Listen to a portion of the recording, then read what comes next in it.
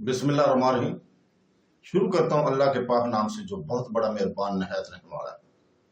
दोस्तों, बहनों, भाइयों, बुजुर्गों, अस्सलाम वालेकुम। तारीख इस्लाम में हम 194 नंबर किस्त आपके सामने पेश कर रहे हैं और इसमें हम बयान कर रहे हैं अबू जाफर हारून और रशीद बिन मेहदी। दोस्तों, बहनों, भाइयों, बुजुर्गों, अबू जाफर हारून और रशीद बिन मेहदी बिन मंसूर बिन मोहम्मद बिन अली बिन अब्दुल्ला बिन अब्बास सन 148 हिजरी में बमकाम रे खिजरान के वतन से पैदा हुआ। एक हफ्ता पहले यह्या बिन खालिद का बेटा फजल बिन यह्या पैदा हुआ था। हारून की मां खिजरान ने फजल को और फजल की मां ने हारून को दूध पिलाया था। हारून और रशीद शब यक शंबा 41 4 रबीउल अव्वल सन 170 को अपने भाई के मरने पर तख्त के पर खिलाफत पर बैठे। इसी शब इसका बेटा मामून पैदा हुआ। ये अजीब इत्तेफाक की बात है कि एक ही रात में एक खलीफा फौत हुआ और दूसरा तख्तनशीन हुआ और तीसरा खलीफा पैदा हुआ। हारून रशीद की कुनियत पहले अबू मूसा थी, लेकिन बाद में अबू जाफर हो गया। हारून रशीद कशीदा कामत और खूबसूरत आदमी था। हारून रशीद ने तख्त नशीन होते ही यह्या बिन खालिद बर्मक को वजीर आजम बनाया और कलमदान वजारत के साथ खानम खिलाफत इसके सुपुर्द करके तमाम महम्मद सुल्तानत में मुख्तार कुल बना दिया। खिजरान जो हादी के जमाने में इंतजामात सुल्तानत से बेतवल्लक और मुअत्तल कर दी गई थी, अब यह्या बिन खालिद के साथ मिलकर फिर सुल्तानत के काम अंजाम देने लगी। यह्या और खिजरान के इख्तियारात का यह मतलब न समझना चाहिए कि हारून रशीद खुद सुल्तानत के कामों से बेखबर और बेतल्लक था, बल्कि हारून रशीद को यह्या और खिजरान की इज्जत अफजाई मकसूद थी और वो इनको अपना हकीकी खैरख्वाह यकीन करता और इनके हर एक मशवरा को काबिल एतमाद जानता था और यह्या से मशवरा लिए बगैर कोई काम ना करता था। एक 22-23 साल के नौजवान खलीफा की ये इंतहाई काबिलियत और इसकी समझी जाती थी कि इसने वजारत के लिए एक ऐसे शख्स को मुंतखब किया जो इस ओहदा जलीला के लिए बेहद मौजू और मुनासिब था।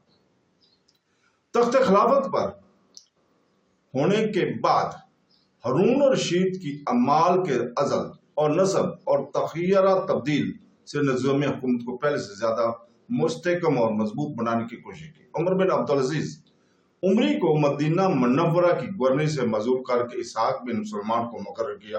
अफ्रीका की गवर्नरी पर रूह बिन हातम को भेजा।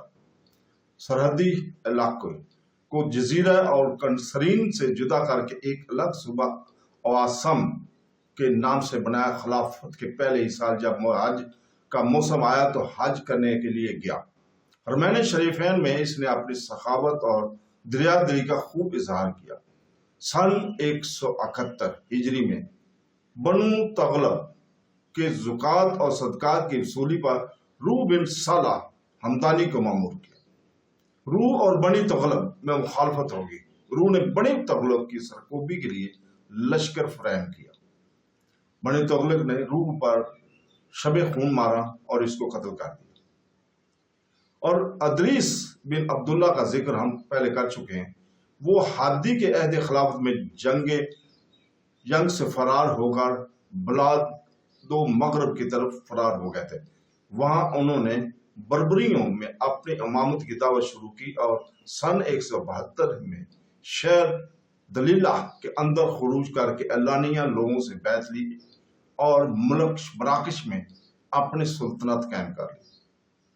ये अलवियों की सबसे पहली हुकूमत थी जो मराकश में कायम हुई। आलम इस्लाम में अंदलस का एक मुल्क खिलाफत बादशाह से निकल गया। हारून रशीद ने इस खबर को सुनकर सलमान बिन जरीर अल मारूफ बतमाख को, जो इसका गुलाम था, मराकश की जानब रवाना किया कि अदरीस बिन अब्दुल्ला का काम तमाम करके आए। चुनांचे शमाख ने वहां पहुंचकर अदरीस बिन अब्दुल्ला के हाथ पर बैत की और हारून रशीद की बुराइयां बयान करके अदरीस की खिदमत में तकर्रब हासिल कर लिया और मौका का मंतजर रहा। चुनांचे सन 177 हिजरी में زہر کے ذریعے ادریس بن عبداللہ کا کام تمام کر کے واپس چلا آیا۔ مگر اس سلطنت کا جو ادریس نے قائم کی تھی، سلسلہ اس طرح قائم رہا کہ ادریس بن عبداللہ کی وفات کے بعد اس کی کسی کنیز کی پیٹ سے لڑکا پیدا ہوا، اور اس کا نام بھی بربریوں نے ادریس ہی رکھا، اور پھر اس کا نام امام بنایا۔ اور ایسی سلطنت کا ذکر بعد میں کیا جائے گا، اس کی سلطنت کا ذکر بعد میں کیا جائے گا۔ چند روز کے بعد علاقہ تونس میں بھی عباسیہ حکومت براہ راست قائم نہ رہی، بلکہ وہاں بھی ایک جدا حکومت قائم ہو کر برائے نام خلافت عباسیہ کے سیادت باقی رہ گئی۔ اس طرح کافی مغربی حصہ حکومت عباسیہ سے خارج ہو گیا۔ سن 173 میں محمد بن سلیمان گورنر بصرہ نے وفات پائے۔ ہارون الرشید نے اس کے مال اور اسباب کو ضبط کر کے بیت المال میں داخل کر دیا۔ اس سے بیشتر محمد بن سلیمان کا حقیقی بھائی جعفر بن سلیمان نے مسلمانوں کے شوق اور مال غنیمت کو غصب کر کے بہت مال جمع کر لیا تھا۔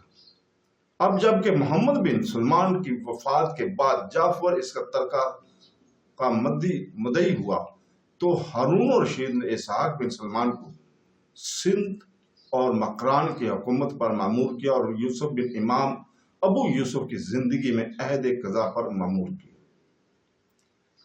ہارون الرشید کے بیٹے مامون رشید کی پیدائش کا ذکر تو ہم پہلے کر چکے ہیں کہ ہارون الرشید کی تخت نشینی کے وقت سن 170 میں پیدا ہوا تھا، مگر مامون الرشید مراجل نامی ولد کے پیٹ سے پیدا ہوا تھا، جو مجوسی نسل تھی۔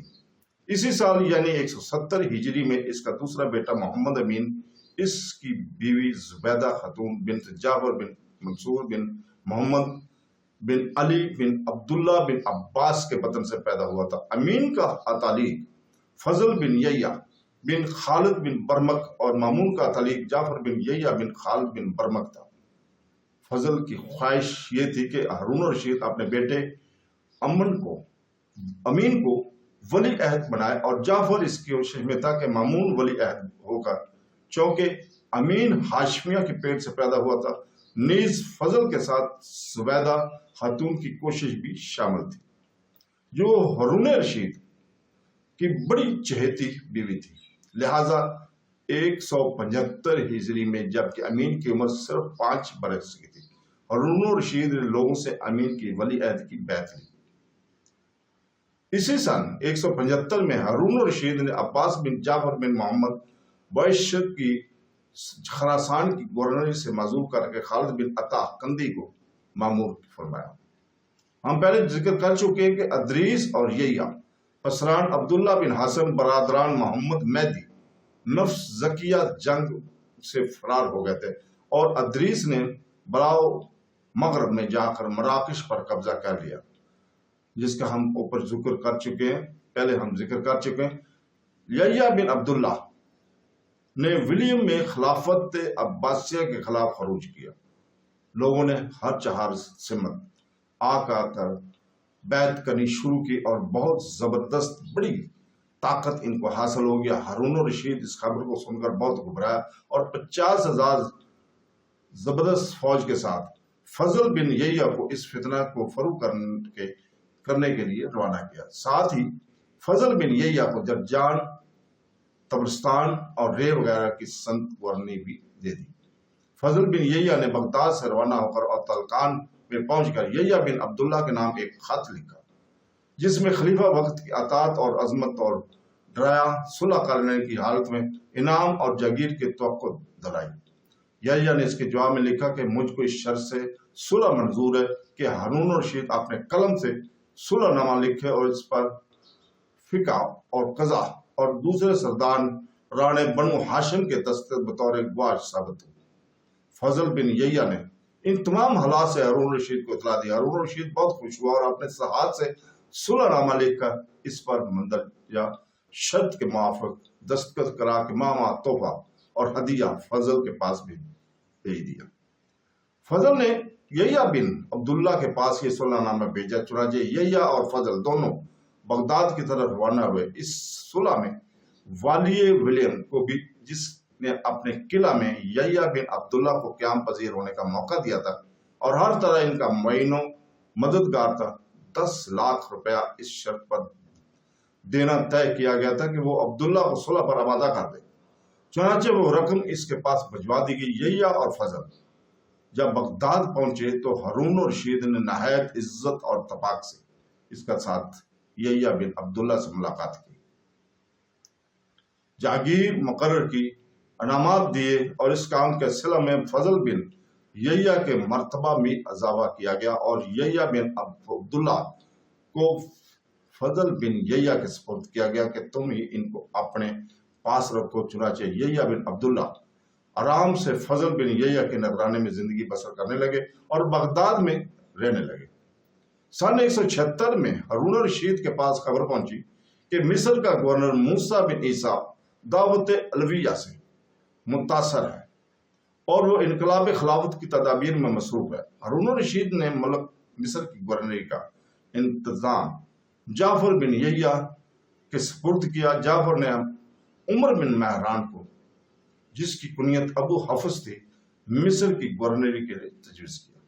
اس نے اس شرط پر مصر کی گورنری منظور کی کہ میں جب ملک مصر کے کاموں کا انتظام کر چکوں اور خراج مصر کا بقایا سب وصول کر کے داخل خزانہ کر دو تو پھر مجھے مصر سے واپسی میرے اختیار میں رہے کہ جب چاہوں واپس چلا جاؤں، اجازت حاصل کرنے کی ضرورت نہ رہے۔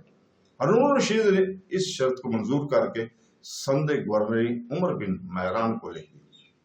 اس نے مصر میں جا کر موسیٰ بن عیسیٰ سے چارج لیا اور چند روز میں تمام بقایا وہاں کے لوگوں سے وصول کر کے بغداد واپس چلا آیا، اور مصر کی گورنری پہ ہارون نے اسحاق بن سلیمان کو روانہ کیا۔